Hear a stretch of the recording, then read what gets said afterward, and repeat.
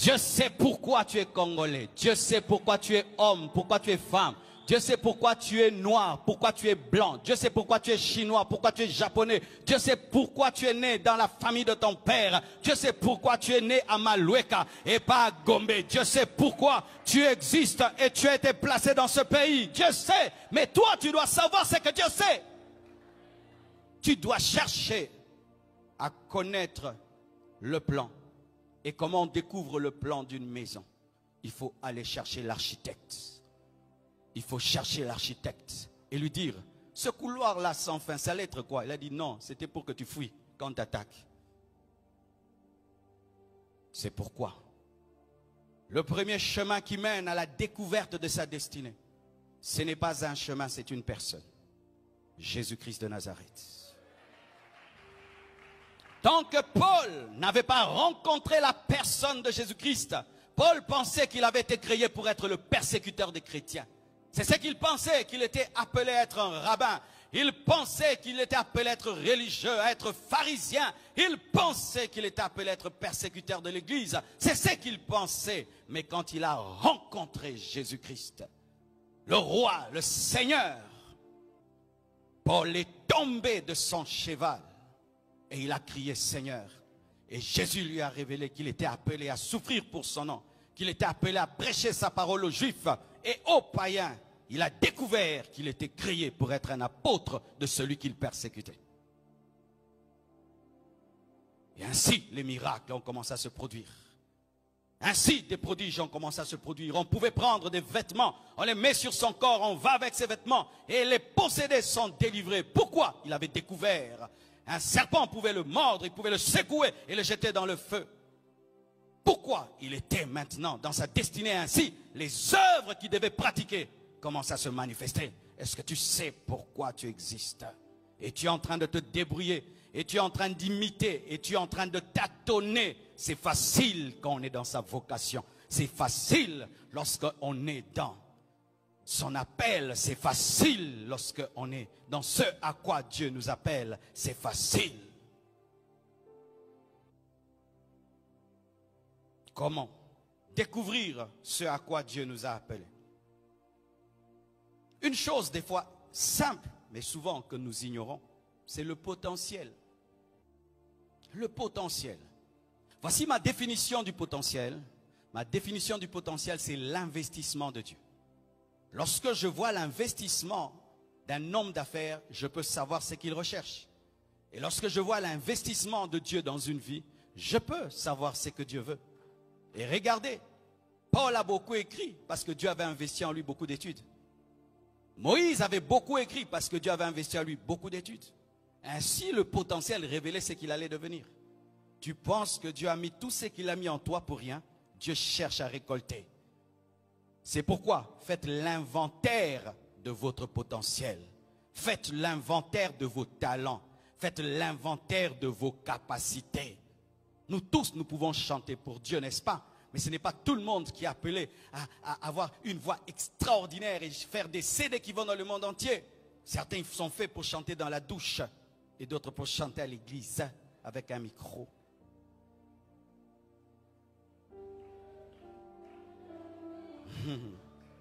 Mais imagine maintenant que toi, tu chantes bien à la douche, mais tu veux avoir une carrière musicale et puis tu échoues. Tu vas dire que tu es lié, tu es attaqué, c'est toi qui est en train de chercher ce qui n'est pas à toi. Tu n'es pas dans ton couloir. Tu n'es pas dans ton couloir. Cherche à être ce à quoi Dieu t'a appelé. Regarde ton potentiel et maximise ce potentiel. Manifeste ce potentiel. Je veux le dire encore. Manifeste ton potentiel. Maximise ton potentiel. Révèle ton potentiel.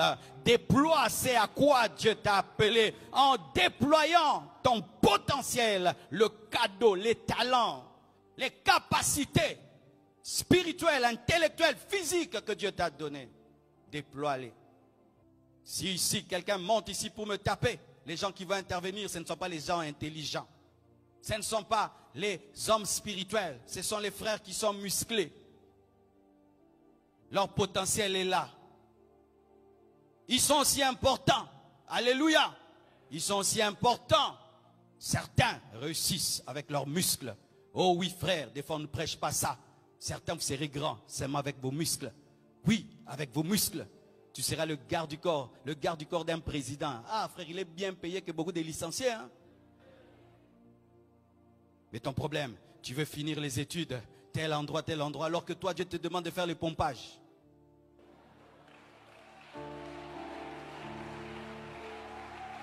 Ah, je dois te dire la vérité.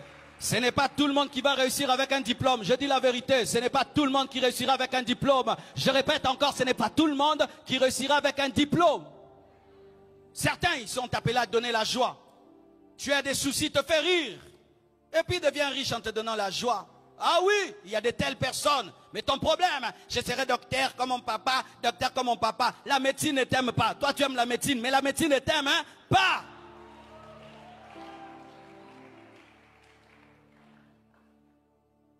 Alléluia.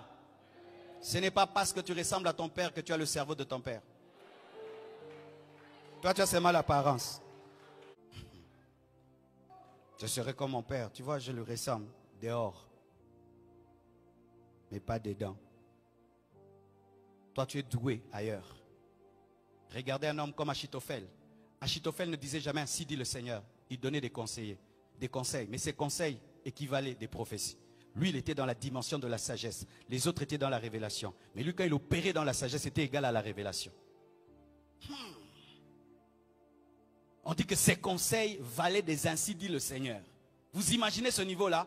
Et sa sagesse l'a placé à côté du roi. Sa sagesse, la sagesse. Tu vois ce que tu as comme sagesse là? Et toi, tu méprises ça. Ça peut faire de toi le conseiller du roi.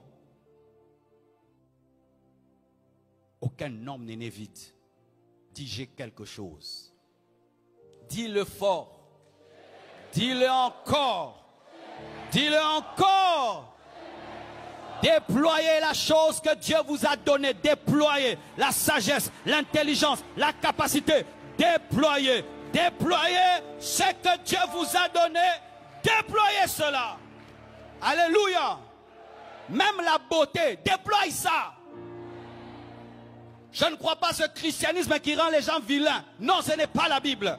Je suis contre le christianisme qui rend les gens sexy. Mais je suis contre aussi le christianisme qui rend les gens vilains. Ce n'est pas le diable qui a fait de toi un beau garçon, une belle fille. C'est Dieu. Et au travers de ta beauté, Dieu va t'élever. Esther était belle. Esther était belle. Hein? Esther était belle. Esther n'était pas seulement vierge. Hein? Elle était aussi belle. Mais il y a des gens qui se négligent. Ça, c'est la chair. La chair, c'est Dieu qui a créé ça. C'est Dieu qui a créé ça. On parle de la beauté comme si c'était une œuvre du diable. C'est Dieu qui a créé la beauté. C'est pourquoi, ma soeur, si tu es noire, ne touche pas. Ne touche pas. Laisse la beauté de Dieu noire comme elle est. Si tu es clair, ne touche pas. Laisse.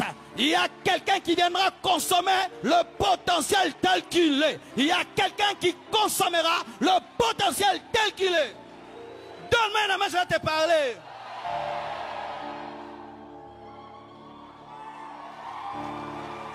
Alléluia. Nous ne prions pas et nous ne servons pas un Dieu qui improvise. Dieu n'improvise jamais. Et le mot hasard n'existe pas dans son dictionnaire. Dieu n'improvise pas. Jamais tu marcheras avec Dieu et puis tu arrives à un endroit, Dieu est perdu. Et puis commence à te poser la question, mon fils, on fait quoi? Il connaît le chemin dans le désert. Il connaît le chemin dans la mer Rouge. Il connaît le chemin dans le Jourdain. Il connaît le chemin dans le déluge. Il connaît le chemin. Je te dis, il connaît le chemin. Même si toi tu ne comprends pas, Dieu comprend. Aie confiance. Aie confiance. C'est pourquoi lorsque Gédéon pensait qu'il était petit, Dieu lui avait déjà donné la capacité d'être un vaillant guerrier. C'est pourquoi il ne parlait pas selon que Gédéon parlait, mais il parlait à l'entraînement spirituel qu'il avait déjà donné à Gédéon, alors que Gédéon ne savait pas. Il avait déjà entraîné. Dieu t'a entraîné à ta destinée, mais toi tu ne le sais pas. Je te dis, tu es déjà entraîné. Je dis, Dieu t'a déjà entraîné pour affronter ta vie, affronter ta destinée. Les souffrances par lesquelles tu es passé, c'était ton entraînement. Les épreuves par lesquelles tu es passé étaient ton entraînement. Tous les coups durs que tu as connus dans ta vie, c'était ton entraînement. Tu as été préparé. Tu as été préparé. Préparé d'avance. Programmé. Tu es programmé pour le succès. Eh oui, vous êtes programmés pour le succès. Regardez ce que les hommes de ce monde font. Avant de nommer une voiture 4x4, qu'est-ce qu'ils font? Ils vont dans le labo, ils travaillent la voiture, ils mettent les pneus 4x4, ils mettent les amortisseurs 4x4, tout 4x4. Eux-mêmes testent sur les montagnes, dans l'eau, dans la boue. Quand ils finissent, ils mettent 4x4. Ils ont travaillé dans les secrets et quand ils manifestent, vous venez en retard. Toi aussi, Dieu, dans le secret, t'as travaillé. Et quand il t'exécute, le diable vient en retard, les sorciers viennent en retard, les jaloux viennent en retard. Pourquoi? Parce que c'est une chose que Dieu a préparée depuis longtemps. Toi, tu vis que la manifestation. Tu es la manifestation du plan de Dieu. Tu es la manifestation du plan de Dieu. Tu es la manifestation du plan de Dieu. Pas le plan de tes parents, ni le plan des hommes. Préparé d'avance. Qu'est-ce que la destinée? La destinée, c'est le plan que Dieu a pour un homme. La destinée, c'est la finalité de ta vie. Et des fois, Dieu écrit avec des lettres courbées, mais ses phrases sont toujours droites. Et vous voyez, Dieu appelle Joseph à devenir le plus grand que ses frères. Et quand on va vers la grandeur, selon les hommes, on doit monter de gloire en gloire et de gloire en gloire. C'est ça, les pensées des hommes. Quand tu dois monter, tu vas de gloire en gloire. Mais quand Dieu appelle Joseph à la grandeur, voici le chemin. Il est jeté, il recule. Dans un trou, il est vendu. Il devient esclave chez Potiphar. Il est jeté encore en prison. Et puis il est oublié en prison. Et quand il sort de la prison, il se retrouve chez Pharaon.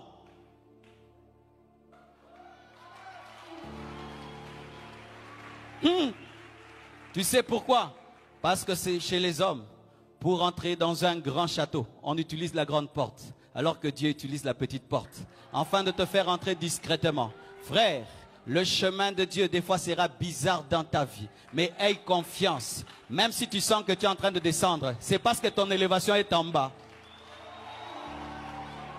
Tu ne rencontreras pas Pharaon lorsque tu quitteras ton père, mais tu sortiras d'une prison pour rencontrer Pharaon. Pourquoi la porte de la royauté, c'est la prison? Ce n'est pas la maison de papa. C'est pourquoi, frère, sachez que Dieu est en train de vous préparer. Tu as une destinée, tu as une finalité, et je t'assure que tu arriveras. Tu arriveras. Et sur le chemin de cette destinée, il y a des bonnes œuvres que tu dois alléluia, que tu dois pratiquer et que Dieu a préparé. Toi tu vas pratiquer, Dieu a préparé. Toi tu vas pratiquer, mais Dieu a préparé ce que tu vas pratiquer. C'est dire quoi? Tu ne vas pas inventer.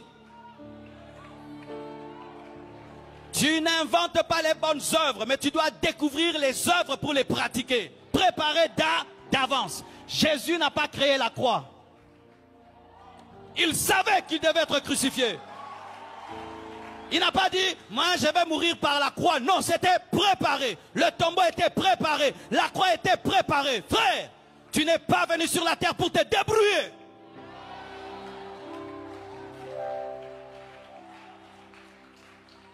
Les enfants de Dieu ne se débrouillent pas sur la terre. Ils découvrent le plan et puis ils suivent le plan.